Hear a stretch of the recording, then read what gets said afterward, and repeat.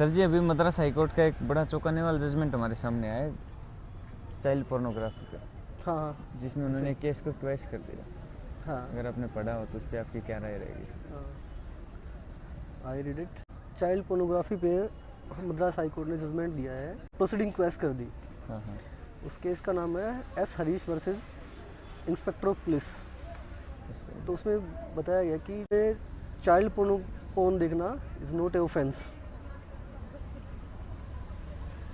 एक बार child pornography को एक बार अच्छे से एक्सप्लेन कर दो सर। चाइल्ड पोर्नोग्राफी मीन्स एक सर्टन एज से नीचे पोर्न है वो। ठीक है सर जी। लेकिन सर जी, पोर्न प्राइवेट में देखना तो लीगल है? नहीं, एक्चुअली आप दो चीज़ों को समझिए कि पोर्न और चाइल्ड पोर्न, हाँ हाँ। आप जिस प्राइवेट में देखने की बात कर रहे हैं ना, जिस पोर्न की, वो पोर्न है, मतलब एक अडल्ट एज। हाँ हाँ।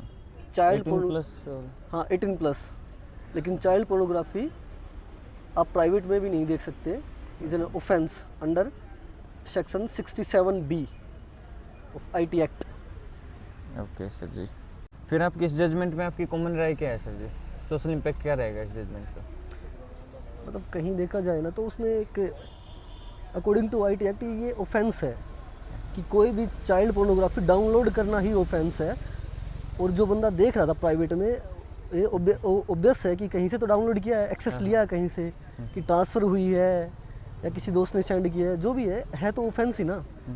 तो इसको क्वेश करना है थोड़ा सा कॉन्ट्राडिक्टरी है चीज़ें। न्यूज़पेपर में भी देख रखा है। हाँ, न्यूज़पेपर में भी आया है, इसके ऊपर एक आर्टिकल भी आया है, कल परसों एक आर्टिकल पढ़ना है द हिंदू में, तो उसमें भी काफ़ी अच्छा सा मतलब मेंशन किया गया है इसके अंदर। और इसी चीज़ को लेके सुप्रीम कोर्ट की भी गाइडलाइन है कि क्या क्या होना चाहिए। जैसे कोई प्राइमा फेसिया कोई भी दिख रहा है आपको चाइल्ड पोर्नोग्राफी पे, तो वो ऑफेंस होएगा। तो इसमें प्राइमा फेसिया तो ऑब्वियस है कि भाई डाउनलोड की गई है, वो देख रहा है, एक्सेस कर रहा है कहीं से, तो ऑफेंस है ये। बट आई डोंट नो माननीय हाई कोर्ट ने कैसे दिया है ये। उनकी कुछ है अपनी जैसे इनहेरेंट पावर है उनके पास।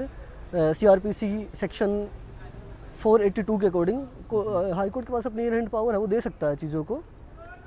तो बट मैं इसको देखता हूँ कि सोशल इम्पैक्ट थोड़ा सा इसको लेके मतलब सही नहीं रहेगा, इसके बैड इफेक्ट होंगे। क्योंकि कोई भी बंदा अगर ये चीज़ एक्सेस कर रहा है कहीं से, चाइल्ड पोर्नोग्राफी है, तो वो धीरे धीरे बढ़ जाएगी। अभी आपने देखा होगा कुछ दिन पहले की रिपोर्ट आई थी, शायद ये रिपोर्ट थी लॉकडाउन के टाइम, कि इंडिया के अंदर चाइल्ड पोर्नोग्राफी 50% बढ़ गई है। मतलब हर दूसरा बंदा इसको एक्सेस कर पा रहा है। तो ये एक बड़ा मतलब एक चेतावनी है इंडिया के लिए कि इस चीज़ को रोकना होगा। और ये जो जजमेंट आया है, शायद अगर इसको सही तरीके से दिया जाता तो मे भी और अच्छा हो सकता था। लेकिन बैन भी तो कर दी सर जी काफ़ी पोर्न साइट्स। नहीं, पोर्न साइट्स बैन हुई हैं। अच्छा। अब साइट्स बैन की हैं। पोर्न, मैं फिर आपको दोहरा रहा हूँ कि पोर्न और चाइल्ड पोर्न दोनों डिफरेंस है।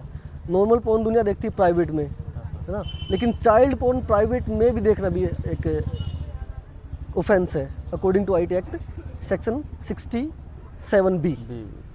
सर जी, नेशनल क्राइम रिकॉर्ड ब्यूरो का क्या इस पर टिप्पणी होगी सर जी? क्या काम कर रही है कुछ? NCRB का एग्रीमेंट है,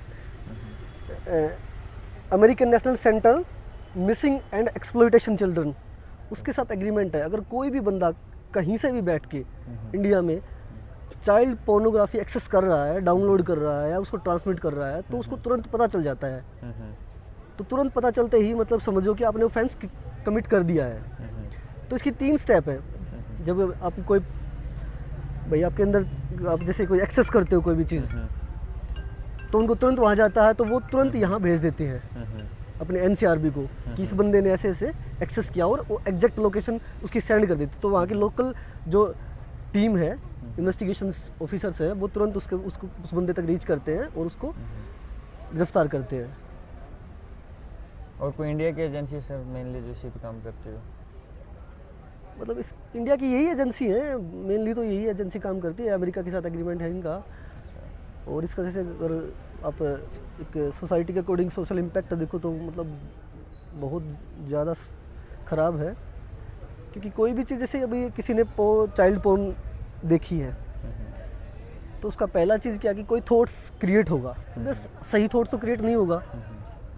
तो थॉट्स क्रिएट होगा कि एक बेसिक चीज़ है कि थॉट्स ही तो चीज़ें आगे लेके चलते हैं ना। जैसे उसने भाई इंटेंशन, फिर उसने प्रिपरेशन, फिर वो अटेम्प्ट लेता है। तो उसको ज़्यादा चीज़ें एक्सेस करने के लिए क्या करता है वो बंदा, पहले थॉट्स आएंगे, फिर वो प्रिपेयर करेगा, फिर वो अटेम्प्ट करेगा। तो चाइल्ड सेक्सुअल हरासमेंट बढ़ता जा रहा है। हाँ, फिर चीज़ों को वर्चुअली भी उसी पर्सपेक्टिव से, हाँ, उसी पर्सपेक्टिव से देखता है कि वो बंदा ऐसे देखता कहीं भी इसको इजीली एक्सेस मिलती है ना कोई भी चीज़। जैसे एक पार्क में घूम रहा है, वो एक लड़का या छोटा कोई भी बच्चा खेल रहा है, तो उसको उसी इंटेंशन से देखेगा वो, क्योंकि जस्ट उसने अभी एक ना एक वीडियो देखी है जिसमें उस टाइप की चीज़ें हैं, तो ये इमेजिनेशन क्रिएट करेगा और वो चीज़ों को अटेम्प्ट करेगा। तो ये थोड़ा सा bad impact, matter of high concern, bad impact जाएगा सोसाइटी पे।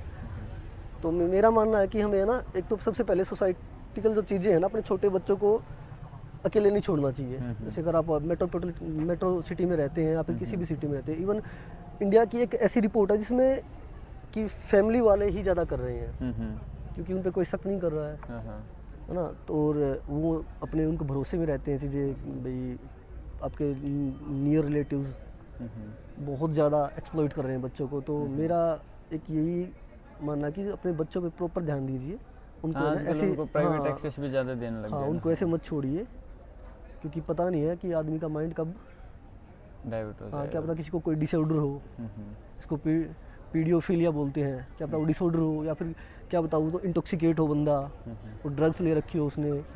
तो ना आप हर टाइम में थोड़ा सा ना प्रिपेयर रहिए अपने बच्चों के लिए, थोड़ा सा टाइम निकालिए। हाँ, केयरफुल रहिए चीज़ों के लिए, अच्छे ट्रैक पे रखें। हाँ, अच्छे ट्रैक पे रखिए। ठीक है, थैंक यू सर जी। Thank you.